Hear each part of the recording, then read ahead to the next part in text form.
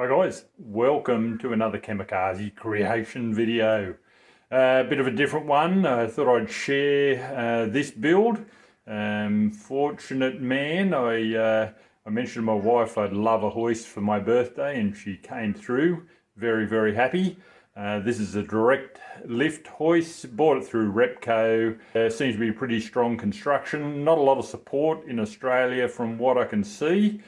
I actually made a bit of a mistake when I bought it, and it requires close to 6 meters, a bit over 6 meters under the roof line, which meant I couldn't put it direct in where my garage door is. I had to run it sideways.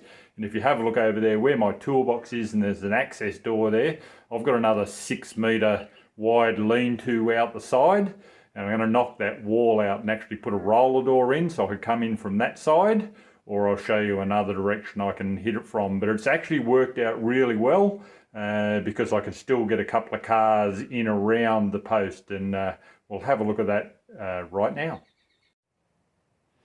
So the shed needs a little bit of cleanup, but over this side and in behind the post here, I can sort of nudge a car. And if you look over in that section, I can actually drive straight in over to that area and then reverse back into the hoist. And then I'm working, I've got all access to my bench, which is absolutely brilliant. This wall over behind here where I've got some toolboxes, you can see the portal beam running up there. I'm going to knock that whole wall out and put a roller door in, so I've also got access from the lean-to out the side. But pretty happy with it so far. You can see she's just fits in under there, and I've got the first one bolted down on the ground, and just looking at setting up, there's a safety switch will go between the two beams, so I'm just going to set that up now before I bolt the second one down. The main beam up the top here, which basically it holds the high level switch on it. That's that little box up there. So if the car hits that black runner in the middle, it triggers a micro switch which will cut the power. But most of the cabling runs up across that beam as well. So it doesn't really do a lot. It's not that structural. You've got to have the columns leveled. And that top beam there is basically a support for the cabling. These main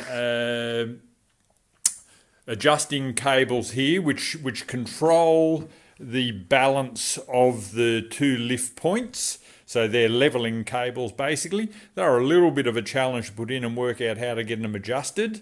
They basically run through a pulley down the bottom here, so that each cable, this cable finalizes at the top, and on the other side it joins down in the bottom. So each cable runs across, so that one will run across to here, and then it bolts in down the bottom of this main leg. And same with this one, it's in the top here, but when it runs up and across over to this side, it runs down the bottom. So they just help level the unit as it's lifting up. And what I didn't do was push the bottom cable up to here to be able to adjust the nut. I did it down the bottom, which made it really hard to do. So if ever anyone gets one of these, it goes in the bottom first, pushes up through here, put the lock nut on, and then slide it back down to locate, and then you adjust the tension with the top nut. So that's how you adjust it, and basically those two should pull in and with finger pressure to hold in. So that wasn't too bad. There's also we'll come back over here, the latch mechanism on the back of it. So this has a very fine cable, a bit like a push bike brake cable, that runs up and across the top, and there's another latch sitting in behind that box. So the one lever, and you can see those latches maybe in behind there, you can see it just up in there, the latch, which hooks into the back of the lifting leg safety mechanism. So that wasn't too hard to set up either. It was basically running the cable. Everything else was in there. You just had to run the cable, put a couple of little pulleys on, adjust the tension so that when you pull this lever, it pulls the latch on the other side as well and releases it until you get down past the locking points, and then you can let it go and the hydraulics will bring it down nice and easily.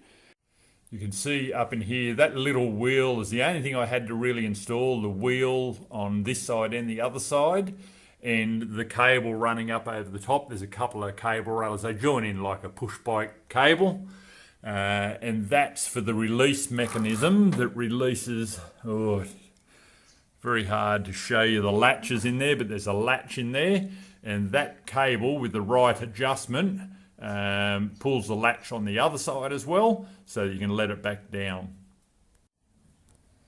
These oil lines, hydraulic oil lines, run from the bottom of the cylinder. There's a short one in the supply cylinder that has the motor in it.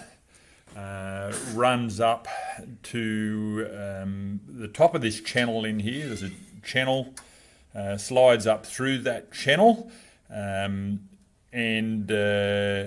hooks onto a T-piece that comes out the other side of the channel and eventually goes over to the hydraulic reservoir and motor. The other line also, the bottom side of them that I can't show you at the moment has an L adapter on it that bolts into the bottom side of the ram.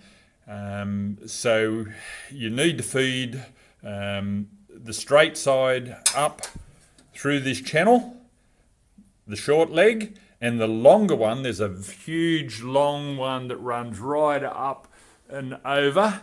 So you need to feed it from the opposite side without hooking it to the ram. Feed it right up over the channel and back down, and back down to hook into the top side of this T.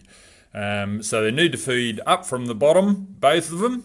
One's long and one's short, and they both join in with this T-piece that runs around to the motor. I had to do that twice because I joined it on. I fed it only down through this column and joined it on, and then realised that the bent L leg on the end of it wouldn't run down through the channel in the other side. The last thing I've had to do after getting it all set up and getting the electrics in and getting the hydraulic oil in is cracking these bleed valves at the top of the rams. The air accumulates up here. Once you've got it running and got the oil in, the air accumulates up the top here. And I've had to crack the bleed valve on both sides until the oil started running. It was basically about 1.5 to 2 turns of that bolt running down through the top of the ram. The air just hisses out beautifully, and then oil starts to flow, and it makes it run a lot smoother. Yeah, so she's all hooked up. She's a bit jerry-rigged at the moment, but I've got an electrician coming tomorrow to hardwire it into the switch panel. And she's full of hydraulic oil and good to go. So I'll just give you a basic demonstration on the lifting of it, but she's basically set up and I'm stoked. So I'll just give her a little run now after doing the bleed for you, and this is what it's meant to do.